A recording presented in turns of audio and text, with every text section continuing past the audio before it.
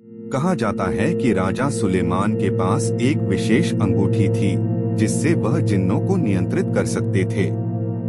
वह उन्हें महान संरचनाएं बनाने का आदेश देते थे, जैसे सुलेमान का मंदिर, और जो जिन विद्रोही होते थे उन्हें तांबे के बर्तनों में बंद करके समुद्र में फेंक देते थे। रायन जब नाव चला रहा होता है, कहता है, यह समुद्र छुपे हुए खजानों से भरा हुआ है। काश मुझे कोई खजाना मिल जाता। वह एक गहरी सांस लेता है। एक नाविक जवाब देता है, सावधान रहो रायन, हर चमकने वाली चीज सोना नहीं होती। रायन हंसता है, अंधविश्वास मेरी जेबें सोने से नहीं भर सकते। फिर वह समुद्र में गोता लगाता है और पानी में हवा के बुलबुले उठने लगते हैं। जल्द ही उसे रेत में कुछ चमकता हुआ दिखाई देता है। हे भगवान, यह चमकती हुई चीज क्या है? यह एक कांस्य की बोतल है जिस पर अजीब नक्काशी बनी हुई है। वह बोतल को उठाकर उस पर से रेत हटा देता है। वह आश्चर्य से कहता है, यह क्या है? नक्काशी हल्की चमकने लगती है और अजीब संकेत ऊर्जा से धड़कने लगते हैं। रायन मुस्कुराता है, लगता है कि यह बहुत कीमती चीज है। वह बोतल को मजबूती से पकड़कर सतह की ओर तैरता है।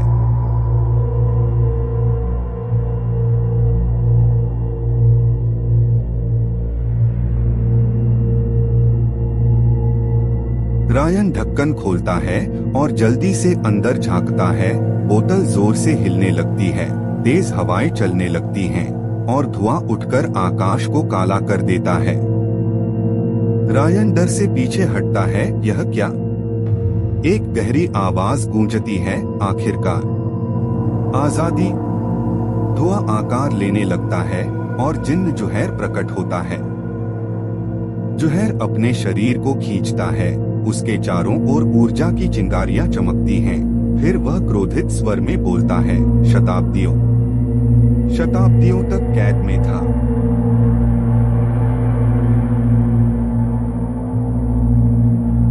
रायन आश्चर्यचकित होकर, क्या तुम इस बोतल के अंदर थे? जुहैर, जिसकी आंखें चमक रही हैं, और अब मैं अपना बदला लूंगा। तेज हवाएं गूंजने लगती हैं और लहरें जहाज से टकराने लगती हैं।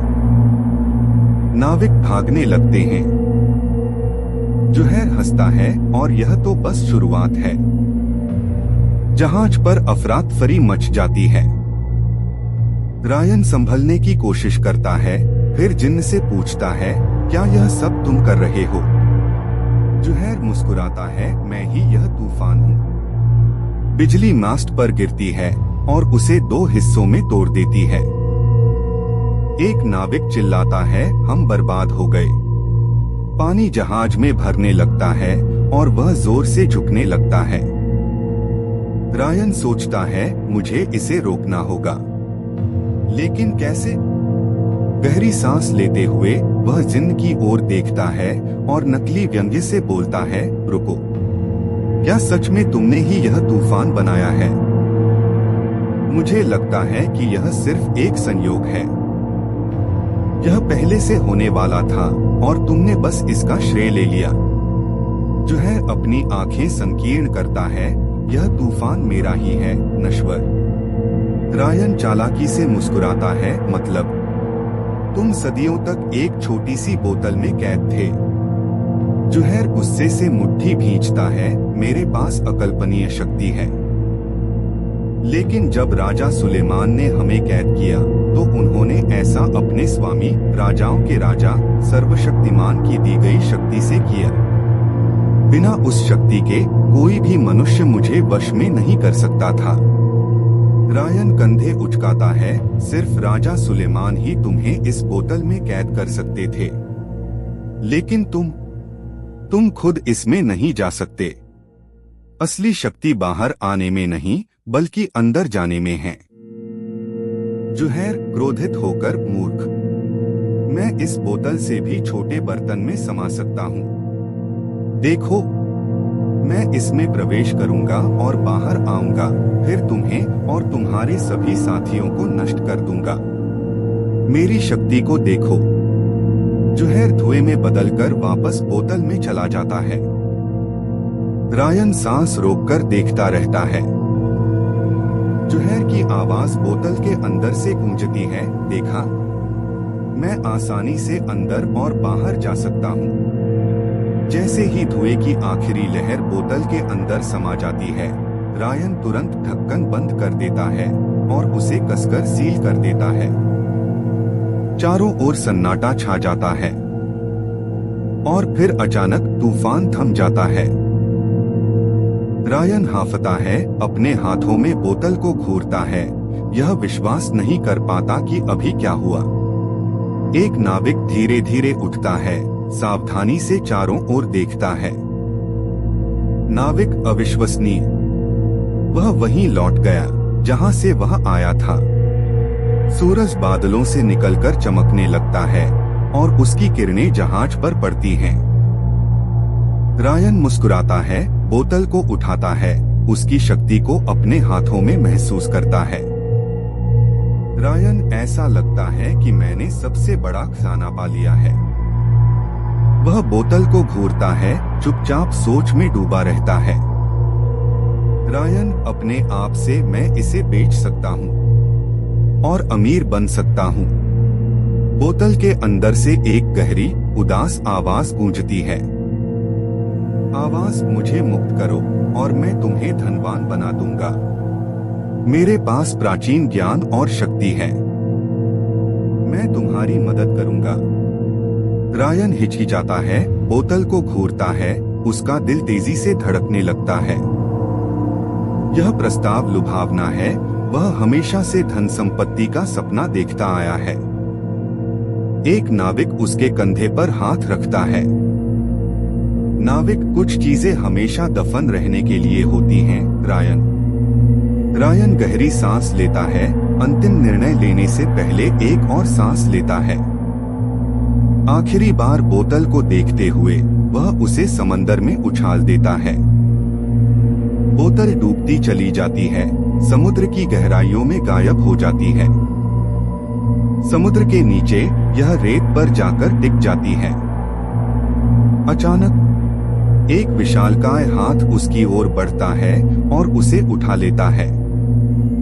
क्या यह उसी तरह खुली जैसे रायन ने खोली थी? क्या जिन्न जुहैर फिर से आजाद हो गया? क्या वह हमारे बीच है, किसी इंसान के रूप में छिपा हुआ? अगर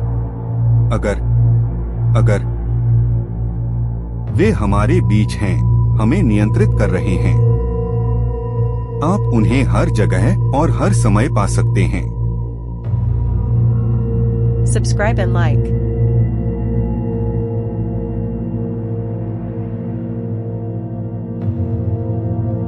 Subscribe and like.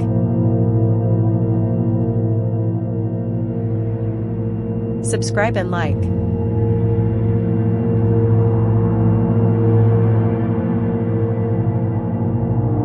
They are among us, manipulating us. You can find them everywhere and at all times.